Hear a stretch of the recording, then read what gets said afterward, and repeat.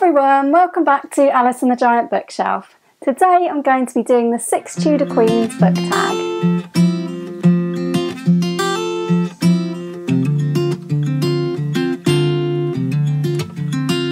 Hi everyone, welcome back to my channel, or welcome if you are new. My name's Alice and I have way too many books, and today I'm going to be doing a brand new tag video, which is the Six Tudor Queens book tag. And this tag has been created by my good friends Emily at Novell Novels, Gemma at Gem of Books, and Dani at Dani's Book World. And these three lovely ladies are at the moment hosting the Tudor Along, which is reading the Six Tudor Queens book series. At the moment the book is Katherine of Aragon.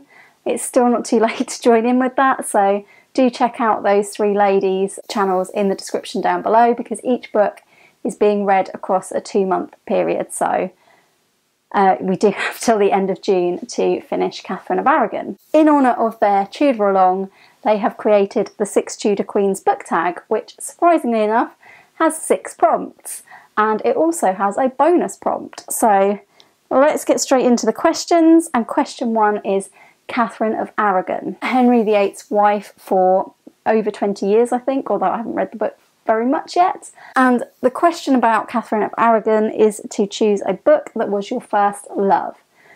So my first love in childhood definitely was, I showed it on my channel quite recently, Each Peach Pear Plum by Janet and Alan Allberg, but I could extend that to basically all of Alan Allberg's work, because I've just been reading a book by him today about his childhood, and it was just so wonderful, and I just think his writing, his poetry, absolutely brilliant, and the illustrations of Janet are also incredible. So Each Peach Pear Plum was definitely a very first bookish love. It was the first book I could recite off by heart, and I can still do that, and I absolutely adore this book. So question 2 is Anne Boleyn, a book with a manipulative character. And I've racked my brains and I've decided to go with Gone Girl by Gillian Flynn. This book, I haven't read it for a long time, but it's a very enjoyable thriller about a husband and wife. The characters in that are so manipulative, and there's plenty of twists and turns, all involving manipulation. So I will go with that book because the characters are so manipulative. Question 3 is Jane Seymour, a book that delivered what you wanted. I've picked one of my top favourite sort of post-apocalyptic books of all time, which is The End of the World Running Club by Adrian J. Walker. This absolutely delivered what I wanted, because it has the words "end of the world" in the title, which obviously made me want to read it, and I was not at all disappointed. This is a brilliant, brilliant post-apocalyptic book. It takes in the sort of apocalyptic event at the beginning, and we follow Edgar, who is trying to survive and trying to be reunited with his family, and I absolutely loved every minute of this book. Question 4 is Anne of Cleves, a book that wasn't what you expected. I'm going to go with one that wasn't what I expected, as in it disappointed me, and that was Our Tragic Universe by Scarlett Thomas. I spoke in my last tag video, I think, about The End of Mr. Y by Scarlett Thomas, and I really, really loved that book, and I've loved other books that I've read by Scarlett Thomas since. But Our Tragic Universe, I read it and I was so bored. It just didn't really do anything for me, because nothing really seemed to happen in this book, in my opinion. So yeah, I do recommend Scarlett Thomas, but I don't recommend Our Tragic Universe. Which brings us to question 5, Katherine Howard, a book that irritated you. So I'll pick 2 here. One is the last book that I can actually remember definitely 100% DNFing. In fact, it's probably the only book I can remember in my lifetime definitely having the book and deciding not to read it. And that was quite a popular book, and I don't think I've properly DNF'd something since. Like, quite a few books I have just been currently reading for a long time and haven't finished.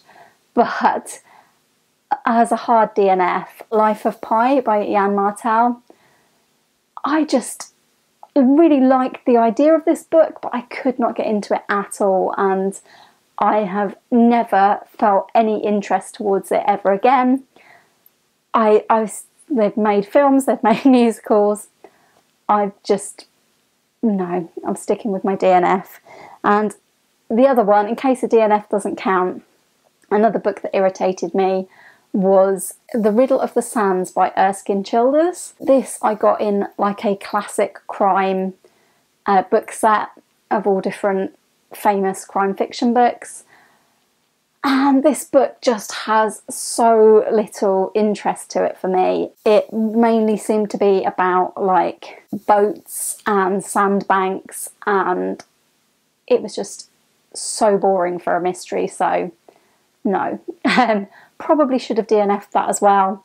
That's definitely a book that is right up there as one of my worst books of all time, and it really irritated me. Question number 6 is, of course, the final wife of Henry VIII, Katherine Parr, the only queen to survive him. This is a book published after the death of the author.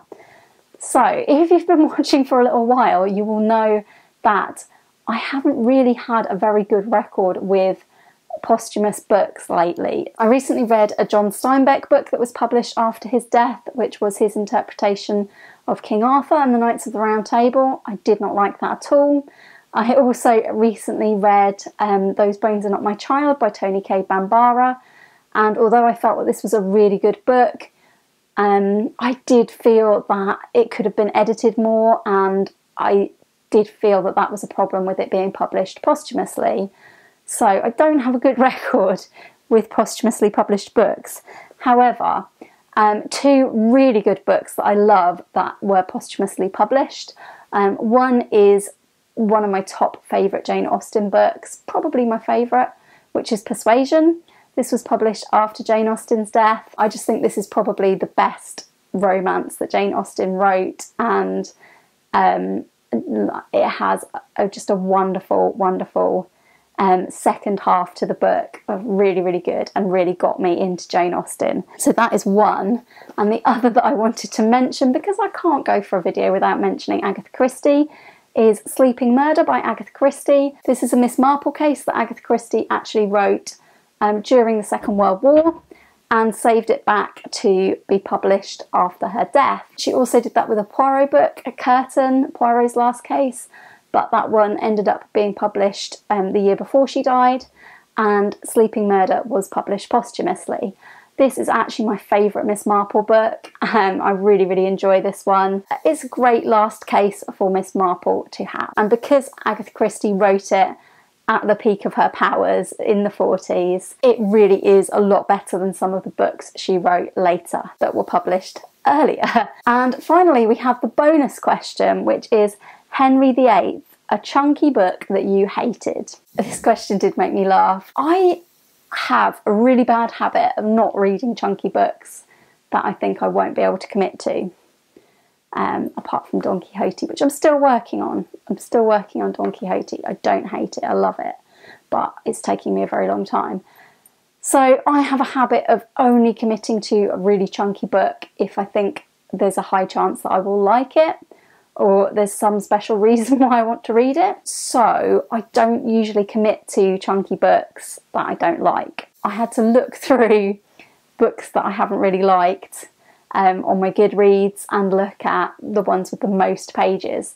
And the one that sprung to mind that was quite a chunky book that I didn't like, I read absolutely years ago. I read it when I was at university, and it was Watermelon by Marion Cleves. I really didn't enjoy this, and I haven't ever really gone back to reading Marion Cleves, and I can distinctly remember it because it was a really, really chunky sort of contemporary book.